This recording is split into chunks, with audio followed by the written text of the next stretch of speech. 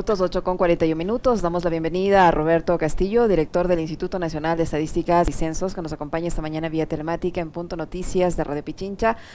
Roberto, buenos días, gracias por acompañarnos. Le saludamos a Alexis Moncayo, quien le habla, Licenia Espinel. Nos gustaría comenzar por las cifras que presentó ayer el INEC respecto al empleo. En Ecuador, la tasa de desempleo en abril llegó al 4,7%. La recuperación de los puestos de trabajo no mejora al ritmo que se había previsto o al ritmo que creo yo todos los ecuatorianos anhelamos. El indicador de subempleo fue del 23,9%. Cuéntenos, por favor, las cifras de desempleo están afectando, no han mejorado, es una mejora mínima y lamentablemente afecta más esta vez a las mujeres que a los hombres. Cuéntenos los datos, por favor. Buenos días, bienvenido. Buenos días, un gusto estar en este espacio. Con respecto a las últimas cifras de mercado laboral, sí, efectivamente el día de ayer se liberaron, de acuerdo a nuestro calendario estadístico, las cifras correspondientes al mes de abril. En ese mes de abril, la tasa de desocupación o la tasa de desempleo, como se conoce en el Ecuador, pues está en el 4,7%. ¿Y esto qué significa un poco también en el contexto, ¿no? Nosotros tuvimos, si uno ve la historia o ve lo que ha pasado en el último año, entre mayo 21 y abril 22 tenemos una reducción de cerca de 138.000 personas que han salido de la desocupación.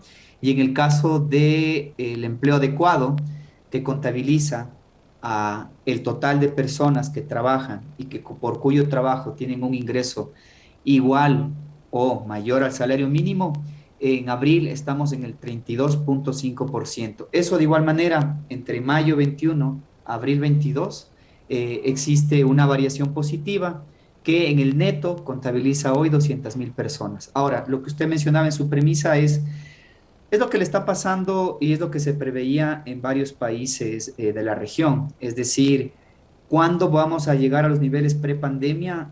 Algunos expertos a nivel internacional hablaban entre 2 hasta 3 años. En el caso del Ecuador, por ejemplo, la tasa de empleo adecuado, que es un termómetro importante, obviamente refleja un crecimiento relevante desde mayo 21 hasta la fecha, pero todavía no se sitúa en los niveles prepandemia, que fue del 38,8%. ¿Cómo está, señor director? Qué gusto, buenos días. Una Buen pregunta día. técnica, digamos, por lo que hemos venido escuchando durante años a quienes han estado antes dirigiendo el INEC. Se compara abril con mayo ahora. Lo correcto no es comparar mayo con mayo, abril con abril, junio con junio y así. ¿Por qué lo hacen de esta manera? Bueno, a ver, técnicamente cuando uno quiere comparar el mismo nivel de actividad económica, en cualquier variable económica, normalmente uno tiene que comparar el mismo mes del mismo año, perdón, el mismo dato del año con el mismo mes, porque hay un efecto estacional. Ahora, lo que yo mencioné del tema de la tendencia o de entre mayo a abril fue justamente una lógica de ver tendencias, y las dos modalidades son... eh, digamos, son viables. Netamente tiene que comparar mes con mes, pero también puede ir contando una historia al poder hacer un análisis tendencial. En las tendencias, y es lo que estoy mencionando, uno tiene que ver comportamientos a lo largo del tiempo.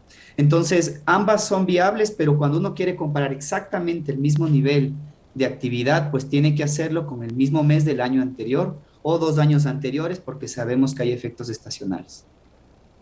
Ahora, esta leve recuperación del empleo, que usted dice, entonces va a tomar más o menos 2, 3 años recuperar los niveles de la prepandemia, ¿se enfoca en qué sectores, si tienen esa información, o la gran mayoría de esta recuperación es en el sector informal? Bueno, en el tema de lo que tiene que ver con la reactivación, a ver, previamente hay que tener un contexto. Nuestro mercado laboral, al igual que varios países de la región, tiene altos niveles de informalidad. Más o menos cerca del 65% de nuestra población económicamente activa está en esta situación. ¿De dónde se obtiene ese dato? De manera muy sencilla, uno podría hacer un proxy de dividir los 3 millones de personas que actualmente cotizan aproximadamente a la seguridad social, que podría ser un proxy de lo que es un empleo formal, dividido para los 8.5 millones de personas que son parte de nuestra fuerza de trabajo. Es gente que trabaja o que está desocupada. Ahora, cuando tú tienes una economía altamente informal, obviamente cuando empezó la reactivación, este shock del plan de vacunación, se recuperaron tanto los empleos de buena como de mala calidad. No es que cambian las estructuras. Ahora, el comportamiento, uno cuando ve la parte un poco más formal de la economía, cuando ve las cotizaciones a la seguridad social, por ejemplo, a la fecha tenemos desde mayo 21 hasta la presente ya el stock llega a los 90.000 nuevas afiliaciones. Y cuando usted me hace referencia en dónde se han reincorporado o dónde se ha reactivado la economía, pues también parte también de los sectores que fueron los más afectados, sobre todo el comercio, dentro del comercio también tienes el turismo, tienes todos estos campos del servicio. Y la reactivación obviamente tampoco ha sido igual, es decir, cuando hay shocks, normalmente las personas más afectadas terminan siendo los jóvenes, terminan siendo las mujeres, justamente por estas características estructurales. Ahora, se espera obviamente que con un comportamiento más macro, se espera que este año sea un año en el que se empiece a dinamizar de mejor manera. Y desde el caso del INEC, nuestra tarea, nuestro deber es ir monitoreando, ir informando, que la información sea transparente y que obviamente los analistas puedan hacer las interpretaciones del caso. Me da la impresión de que el presidente como que se anticipó para hablar de la recuperación del empleo con esa cifra de los 350.000. Ahora en el informe a la Nación, refiriéndose al empleo en los jóvenes, dijo que 110.000 se han incorporado a plazas de trabajo. ¿Esos 110.000 son empleos formales? ¿Son empleos adecuados, no adecuados? ¿Los jóvenes están en la informalidad? ¿De qué tipo de empleos nos habla el presidente cuando se refirió a los 110.000 jóvenes que están ya trabajando, director? Bueno, cuando el señor presidente hizo su intervención, hizo alusión a la reducción de la tasa de desocupación desde mayo 21 hasta marzo del 22, que eran las cifras que hasta ese momento eran, digamos, de conocimiento público. Y esas cifras son las que, para ser un poco más preciso, en términos de las personas en situación de desocupación, son justamente en este periodo de tiempo de la reducción de la desocupación, casi el 66% de las personas que salieron de la desocupación son jóvenes. Entonces, a eso creo que mencionó, o eso hizo referencia el señor presidente de la República, cuando mencionó que la gente que salió de la desocupación principalmente fueron jóvenes. Ahora, ¿en dónde se sitúan estos trabajadores o estos nuevos trabajadores que antes habían sido expulsados del mercado laboral? Principalmente los jóvenes tienen, igual, de manera muy estructural, son personas que trabajan principalmente en actividades, digamos, que no demandan mayores niveles de habilidades, están muy relacionados con el comercio, con la manufactura, y es parte también de esta población que de una u otra manera se reincorpora al mercado laboral en este periodo de tiempo. Ahora, director Castillo, en otro tema, ustedes también presentaron hace algunos días la cifra de inflación correspondiente a abril de 2022 y se ubicaba en 2,89%. Pero sin embargo, hay esta sensación en la ciudadanía que estas cifras no se apegan a la realidad, tomando en cuenta esta escalada de precios en los productos de primera necesidad, y no solo en los productos de primera necesidad, basta con salir a una tienda, a un mercado y estar haciendo las comparaciones semana a semana, cómo se elevan los precios. Una situación que incluso en las encuestas se ha visto que se ha dado a conocer. Reflejada. Ajá, se ha visto reflejada. Entonces, ¿qué decir respecto a esta cifra de inflación? ¿Cómo hacen el cálculo? ¿Esta sí refleja lo que está pasando en la realidad en el país? Sí, miren, la sensación de la ciudadanía se expresa en las estadísticas oficiales del INEC. O sea, el INEC cuando construye esta métrica, ya les voy a explicar cómo, de manera sencilla. Nosotros mensualmente hacemos cerca de 25.000 tomas de precios. Vamos a 9 ciudades principales del país y medimos los cambios en los precios de una canasta de bienes y servicios que se considera que refleja el patrón de consumo de la población. Son cerca de 359 productos. Cuando usted escucha, ¿no?, la inflación subió de un mes a otro, lo que estamos hablando es que existe un cambio en el nivel general de precios de esa canasta. Y efectivamente, en los últimos meses, o dicho de otra manera, en los primeros meses del 2022, el Ecuador está enfrentando una subida en este costo de la canasta, que es la inflación, pero este incremento, perdón, este incremento también se está observando de manera muy acentuada en todos los países de la región.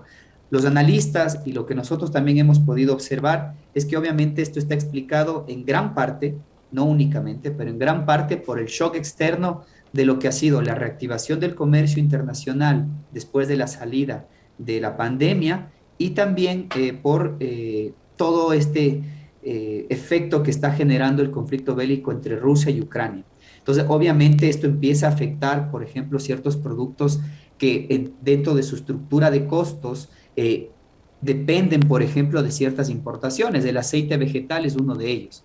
Así que, obviamente, uno puede decir, bueno, como todos estamos sufriendo, entonces no es un problema. No, claro que es un tema, es una realidad. Estamos teniendo estos inconvenientes, pero en el caso del Ecuador, Ecuador también, o sea, aquí lo que uno tiene que ver son dos escenarios. Si bien es los niveles de inflación más altos, pero también resulta que en los últimos, por ejemplo, 2017, 2018, Ecuador estuvo en una situación de deflación, es decir, que los precios de esta canasta estuvieron bajo cero. Entonces, cuando los niveles son debajo de cero o muy por encima o son muy positivos, obviamente no son deseables en una economía. Ahora, cuando vemos el ritmo de crecimiento del nivel de precios, estamos viendo que todos los países de la región, Chile, Colombia, Perú, están teniendo esta escalada.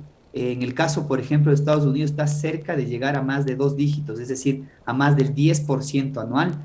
Y esto es algo que obviamente hay que irlo monitoreando, hay que hacerlo poco a poco. En el caso del INEC, nosotros obviamente estudiamos este fenómeno, lo medimos, informamos a las autoridades competentes y obviamente se diseñarán políticas o incentivos y demás para poder controlar. Pero es un hecho de que este año la Unión Europea, el Banco Mundial y todos los países que de alguna manera están inmersos en el comercio internacional vamos a sufrir este shock externo que va a generar necesariamente un efecto en el mercado de bienes y servicios en el país. Estamos dialogando con Roberto Castillo, director del INEC, del Instituto Ecuatoriano de Estadísticas y Censos.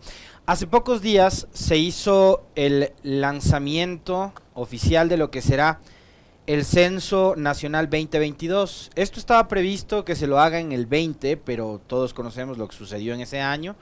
Hubo pandemia, después del 21 seguíamos en pandemia y además teníamos un año electoral y demás.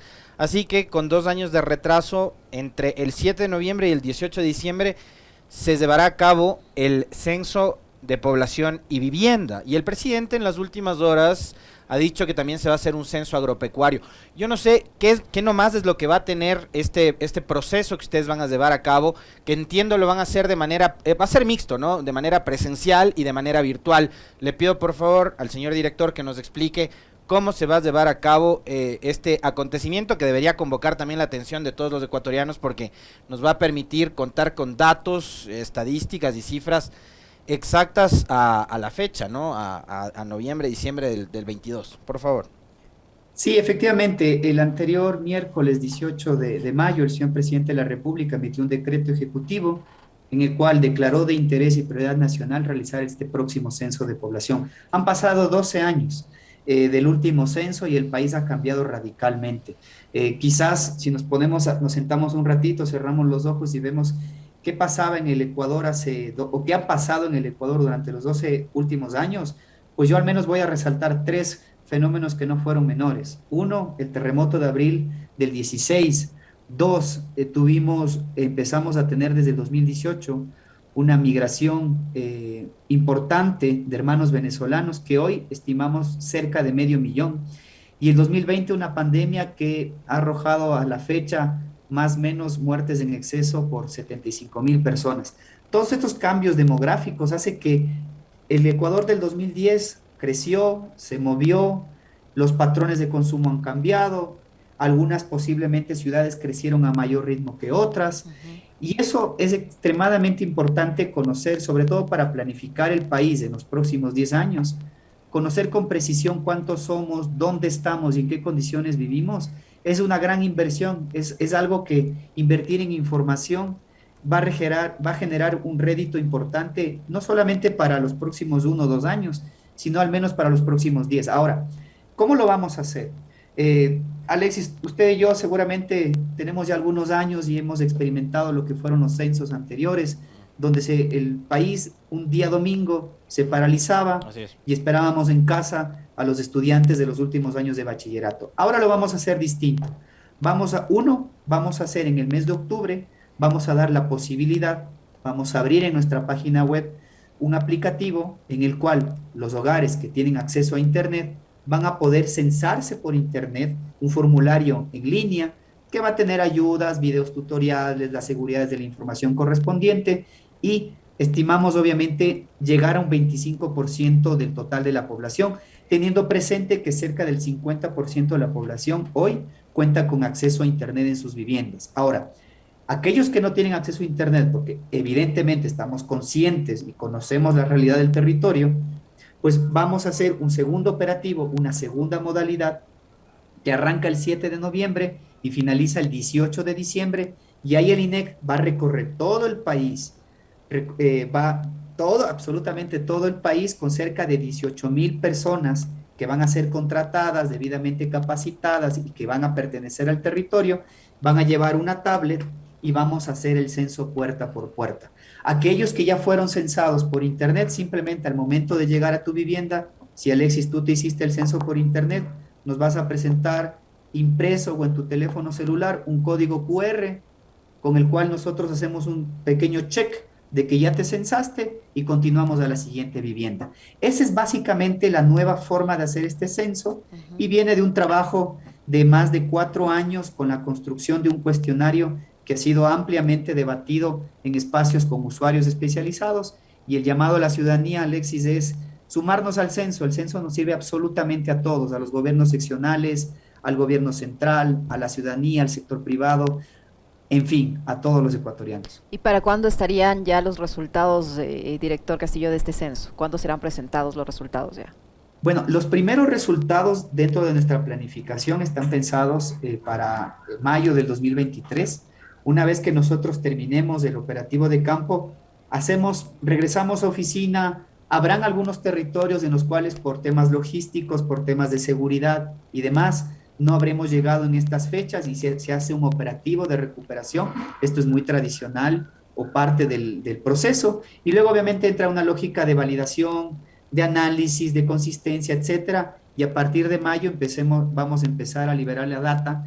Y obviamente en esas fechas vamos a contar claramente a la ciudadanía en qué momento y cómo se van a ir liberando este censo de población, que dicho sea de paso, va a estar disponible para toda la población y ustedes podrán descargar las bases de datos, los manuales, las presentaciones y cualquier otra documentación correspondiente.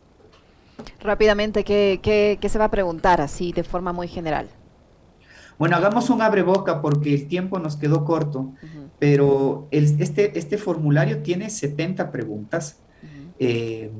¿Cuáles son los temas más interesantes o innovadores de este censo? Uno es que vamos a hacer un primer censo a comunidades, algo que Alexis usted mencionó. Vamos a aprovechar la logística del operativo de campo y estamos trabajando ya con los pueblos indígenas, afros y montubios, porque no hay información de cuáles son las prácticas ancestrales o los derechos colectivos de los pueblos. Entonces, aprovechando este operativo, haremos un formulario adicional que solamente va a ser diligenciado hacia los líderes de las comunidades de los pueblos indígenas, afros y montubios. Esa es una innovación. Ahora, otra innovación, por ejemplo, que está en este nuevo formulario, tiene que ver con la forma en que vamos a medir o aproximar la problemática de las personas con discapacidad. En el caso del Ecuador, este concepto ha ido evolucionando y ahora vamos a aplicar una metodología que es bastante amigable, en la cual vamos a poder saber ciertos niveles de privaciones que potencialmente tienen las personas. Y un tercer componente que lo puedo comentar ahora como un abreboca, tiene que ver con las preguntas dirigidas para conocer la identidad de género de la población. Esto es algo que particularmente nos hemos puesto como una meta. Sabemos que tiene sus ventajas también tiene sus desventajas porque la población no necesariamente conoce la diferencia entre sexo y género, por ejemplo, y también sabemos que existe cierta población que obviamente puede sentir incómoda para responder estas preguntas. Así que en los próximos meses, no solamente el INEC, sino la sociedad civil, los grupos LGBTI, vamos a iniciar una campaña para ir educando e informando a la población sobre la utilidad de estas preguntas. Muy interesante, muchísima suerte en ese proyecto entonces, director Castillo, muchísimas gracias, le estaremos molestando nuevamente para que nos cuente más detalles. Gracias. Muy amable Mucho por gusto. Muy acompañarnos. gentil.